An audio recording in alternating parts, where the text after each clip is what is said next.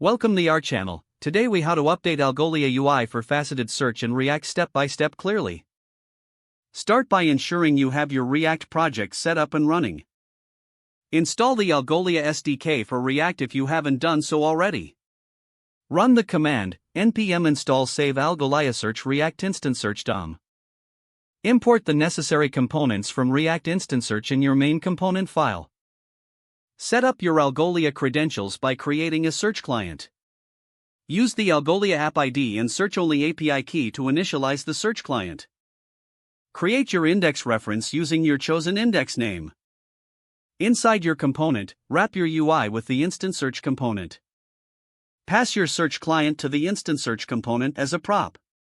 Use the search box component to allow users to input their search queries. Add the hits component to display the search results. Next, set up a refinement list component to create the faceted search. Pass in the attribute you want to filter by into the refinement list. You can customize the appearance of the refinement list using props. Consider adding multiple refinement list components for different attributes. Make sure to include a clear refinements component for user convenience. Test your implementation by running your React app.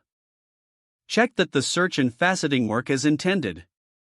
Granularly tweak the UI and styles to meet your design needs.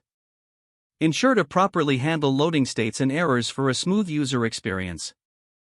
Once satisfied with the implementation, finalize your changes.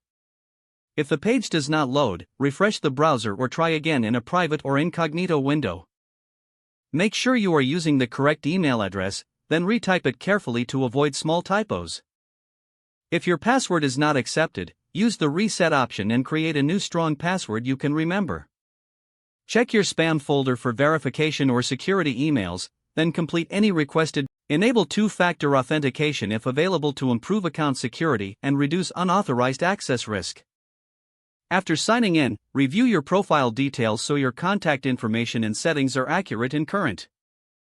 If you see an error message, note it down and try again after restarting your device and internet connection.